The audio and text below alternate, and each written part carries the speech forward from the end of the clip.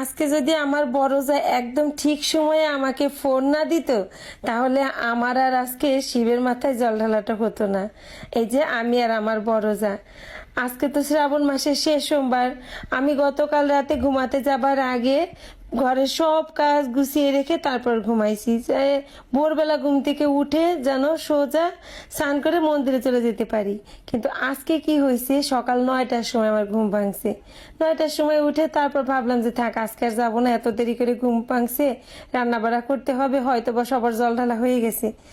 আমি এই চিন্তা করে আর তাড়াহুড়া করি নেই। 10টা বাজে রান্না শেষ করছি, এর মধ্যে দেখি আমার বড় যা ভাগ্নিকে দিয়ে ফোন করাইছে। ভাগ্নি বলতেছে, মামি তুমি জল ঢালতে যাবা না?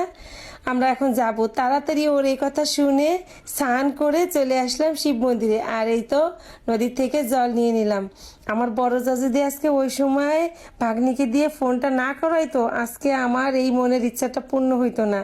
আর এই যে এদিকে দেখুন, আমার বড় যা ফুল বেলপাতা যা কিছু লাগবে সব কিছু নিয়ে আসছে।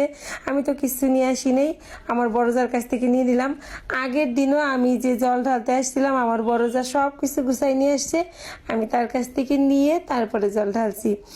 তো আসলাম অবশেষে মন্দিরে। আর এই তো বাবার মাথায় জল ঢাললাম, নিজের মনের সমস্ত দুঃখ কষ্ট রাগ অভিমান যা কিছু আছে সব বাবার চরণে সঁপে দিয়ে নিজের মনের শান্তি কামনা করে নিয়ে আসলাম। আমার বড়জার জন্য আজকে সত্যি আমার জল ঢালাটা হইল। আমার ইচ্ছা ছিল আমি জলটা ঢালবো, কিন্তু যে সকালে আজকে ঘুম ভাঙবে না ভাবতেও পারি নেই। তারপর এই তো জল ঢেলে শিব মন্দির থেকে বের হয়ে আসলাম। তখন বেলা প্রায় 10:30 11টা বাজে। আজকে অনেক ভিড় ছিল ওই সময়টাতেও। আর আগের দিন আমরা যখন জল ঢালছি তখন 9:30টার সময় একদম ফাঁকা ছিল। আর এদিকে আমাদের দাদু ভাইয়ের আবার কি হয়েছে, তার খুব মন খারাপ, তার সাথে কেউ কথাই বলা যাবে না। আমাকে যেন সহ্যই করতে পারতেছিল না, তার গায়ে একটু হাত দিলেই তার মেজাজ গরম। আগের সপ্তাহে সে যখন জল ঢালতে আসছিল তার মায়ের সাথে, সেই সময় সে একই রকম করছে। কি হয়েছে দাদু ভাইয়ের কে জানে। এই যে দেখুন, আমাকে সে সহ্যই করতে পারতেছে না। তো সবার জল ঢালা প্রায় শেষ। আমি প্রথমে জল ঢেলে তো মন্দির থেকে বের হয়ে আসছি, ওরা আবার সবাই একটু ভিড়ে পড়ছিল। তো এক এক করে সবাই চলে আসছে। এবার আমরা সবাই একসাথে হয়েছি, আমরা যাব নারায়ণ মন্দিরে। শিব মন্দিরের পাশেই নারায়ণ মন্দির, ওই মন্দিরে যেয়ে আবার আমরা জল ঢালবো। তো এই তো পিছনে আছি আমি আর আমার বড় যা, দুই যা মিলে গল্প করতে করতে চলে আসলাম নারায়ণ মন্দিরে। আর এই মন্দিরটা আমার বাসার খুব কাছেই। আজকে আমার এই সম্পূর্ণ ভিডিওটা করে দিয়েছে আমার বড় খোকা। সে ঘুমাচ্ছিল ঘরে, আমি তাকে বারবার ডেকে ডেকে তুলে নিয়ে যাই মন্দিরে। বারবার বলতেছিল, মা আমি যেতে পারবো না, তুমি যাও না, নিজে নিজে ভিডিওটা করো।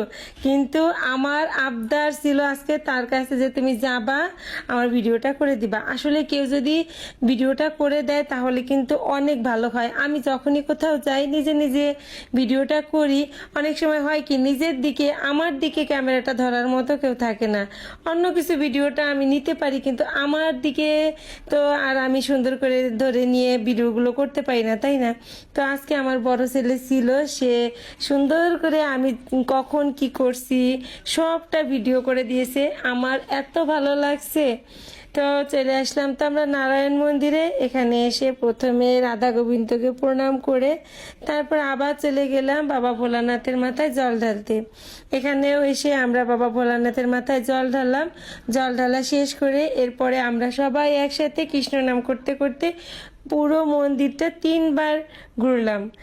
তারপর 3বার পুরো মন্দিরটা ঘোরা শেষ করে এরপরে আমরা সবাই মিলে একটা গ্রুপ ছবি নিলাম। এখানে আমার সাথে ছিল আমার দুই ভাসুরজি, আমার ভাগ্নি, নাতি নাতনি, বেয়ান আর আমার বড় যা। আজকের মতো ভিডিওটি এ পর্যন্ত।